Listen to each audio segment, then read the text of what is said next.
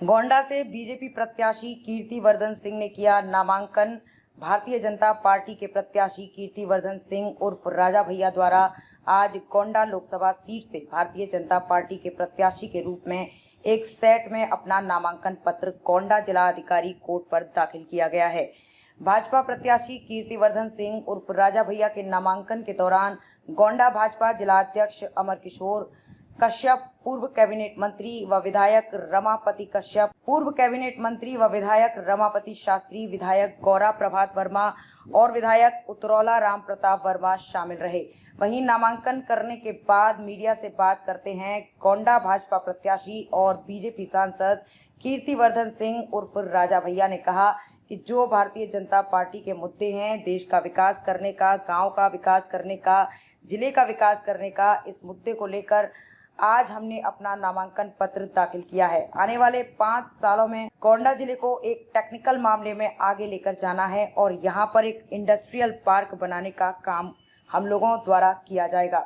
विपक्ष के पास इस समय कोई मुद्दा नहीं है, इसलिए वो पिछले बार वाला ही 2-4 मुद्दा लाकर बार बार बोल रहा है। वहीं पत्रकारों द्वारा राहुल गांधी पर पूछे गए सवालों पर जवाब देते हुए भाजपा प्रत्याशी कीर्तिवर्धन सिंह उर्फ राजा भैया ने कहा कि वो अपना सीट क्लियर नहीं कर पा रहे हैं, उनके पास व विपक्ष के पास कोई मुद्दे नहीं है। आज आपने नामांकन किया है बीजेपी से जी। हाँ, किन मुद्दों के साथ आप फिर से एक बार मैदान में 4 बार सांसद रहे हैं, आपके परिवार में? देखिए, मैं भारतीय जनता पार्टी की तरफ से उम्मीदवार बनाया गया हूं।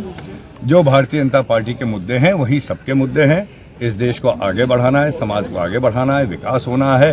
गांव स्तर से लेकर देश स्तर तक पूरे विकास की हम लोगों की बात है और हमारे समाज को आगे बढ़ाने की बात है, देश का गौरव बढ़ाने की बात है। यही मुद्दे लेके हम लोग भी आज मैदान में। क्या अधूरे काम हैं अभी जो गोंडा जनपद में होने हैं, वो आपको लगता है कि इस बार अगर जनता आपको चुनती है तो आप वो काम करेंगे? देखिए, अभी गोंडा में जो कि एक रेलवे लाइन का गोदाम बन गया है, इसलिए आपके ये इटिया थोक रोड पे बहुत भीड़, बहुत ये जाम रहता है। उस पर ये कभी हमें रेलवे ओवरब्रिज बनाने की एक और आवश्यकता है। उसके साथ साथ हमें गोंडा में बात करके यहाँ पे एक इंडस्ट्रियल पार्क या बिजनेस पार्क बनाना बहुत ज़रूरी है, क्योंकि बगल में अयोध्या, उसका बहुत तेज़ी से विस्तार हो रहा है और यहाँ पे तमाम सारे अवसर हमारे नौजवानों को मिलेंगे रोजगार के लिए। वो हमारी अगले 5 साल में वो एक हमें बात करनी है। उसके साथ साथ टेक्निकल एजुकेशन को हमें किसी भी तरह यहाँ से आगे बढ़ाना है, उसको आगे बढ़ाना है। सांसद जी, जिस तरीके से विरोधी पार्टियां भ्रष्टाचार और महंगाई और चीजों पर आरोप लगा रहे हैं, ऐसे कैसे देखते हैं इसको? किस तरीके से? देखिए, विरोधियों को कुछ ना कुछ कहना है, उनके पास और कोई मुद्दा नहीं है।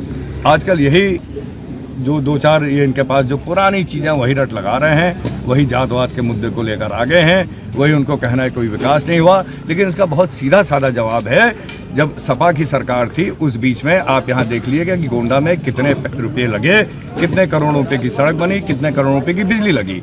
और यही चीज़ आप भारतीय जनता पार्टी के सरकार का निकाल के डेटा तुलना कर लीजिए तो जो सत्य है वो सामने आ जाएगा। इसमें एक आखिरी क्वेश्चन है सांसद जी। एक वीडियो वायरल हुआ है जिसमें आपने ये बताया कि गोंडा में बेईमानी का आविष्कार होता है, ये गोंडा है। ये वीडियो कहीं वो हुआ होगा तो हुआ होगा, मैं इसकी बात नहीं कर रहा हूँ। लेकिन यहाँ पे गोंडा में क्या बोले थे, क्या बोले थे? सुन लीजिए, जिस विषय पे बोले थे बात करिए, बाकी शब्द क्या वो नहीं जानता हूँ। यहाँ पे बहुत बड़े पैमाने पे नकल माफिया यहाँ पे पैदा हो गई थी, उसको हम लोगों ने खत्म किया, हमारी सरकार ने खत्म किया, उस पे बात चली थी। सांसद जी, आविष्कार होता है गोंडा में, बेईमानी का आविष्कार होता है, ये शब्द कहा था। नहीं, ये मैंने नहीं कहा होगा, जो हो साथ सकता ही मेरा सवाल है, इस तरीके से लगातार अमित शाह के खिलाफ एक नैरेटिव चलाया जा रहा है, किस तरीके से देख रहे हैं उसको? आप क्या संदेश देना चाहिए विपक्ष को? देखिए, विपक्ष को तो कुछ ना कुछ नैरेटिव लेके चलना है, उसमें क्या कहें, हमें अपनी बात करनी है, हमें इस देश को आगे ले जाने की बात करनी है। और ये चीज़ आप 10 साल से हो रहा है, जनता भी देख रही है, तो उसमें विपक्ष के पास तो आज कोई मुद्दा ही नहीं है ना। इंडिया गठबंधन से जो आपकी आपके सामने उम्मीदवार हैं, लगातार आप एक मुद्दा उठा रहे हैं कि वो बाहरी प्रत्याशी हैं, उनके जो पुरखे भी हैं वो यहाँ से लड़े, उनके दादा। कैसे देखते हैं उनको कि उनको एक बार यहाँ के लोगों ने मौका दे दिया था, अब क्या होने वाला है? तो अब वही होने वाला जो 2014 में हुआ था, वही होने वाला है। एक बार मौका दे के लोगों ने देख लिया है कि किस तरह यहाँ की जनता के साथ धोखा हुआ, फर्जी शिलान्यास के नाम पर किस तरह से MP लैड्स, जिसका हम लोग हिसाब देते हैं हर अपने कार्यकाल में अखबार में, उसका किस तरह दुरुपयोग किया। ये सब लोग देखते हैं, तो उनके साथ क्या होना है? उनके पास ना कोई विकास का मुद्दा है, वो लोग यही कह रहे हैं कि जो विकास था उसको पूरा किया जाएगा। अब कोई विकास तो हुआ ही नहीं था, क्या पूरा करना है? हमको अच्छा ये बताइए, जिस तरीके से पोलिंग परसेंटेज कम हो रही है, 20 मई को अपने यहाँ तक तो प्रचंड गर्मी रहेगी। देखिए ये बहुत कैसे इसको बहुत क्या देख रहे हैं आप? ये एकदम गंभीर विषय है। पोलिंग परसेंटेज जो कम हो रही, इसके लिए हम लोग एक मुहिम चलाएंगे कि लोग अपने अपने घरों से निकल के वोट करें, खास करके जो हमारे फर्स्ट टाइम वोटर हैं, खास करके हमारे नौजवान वोटर हैं। हमें उनको चेताना है कि देश के प्रति अगर उनकी सबसे बड़ी जिम्मेदारी है तो वोट करने की है। इस लोकतंत्र व्यवस्था में जो उनको अधिकार मिला है वोट का, वो व्यर्थ नहीं होना चाहिए, उसको निकल के वोट करें, बहुत जरूरी है। सांसद जी एक आखिरी क्वेश्चन रुक जाओ यार। कम होने का वजह आखिरी क्वेश्चन ये है कि राहुल गांधी कह रहे हैं कि 2 फेज में जो इलेक्शन हुए हैं, वोटिंग हुए हैं, उससे भाजपा घबराई हुई है और अब मोदी जी मंच से रोने वाले हैं, क्या कहेंगे?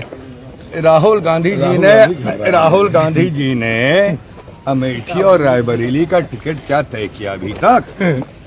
अच्छा वजह क्या देखते हैं भैया? कौन घबराया हुआ है? कौन डर रहा है?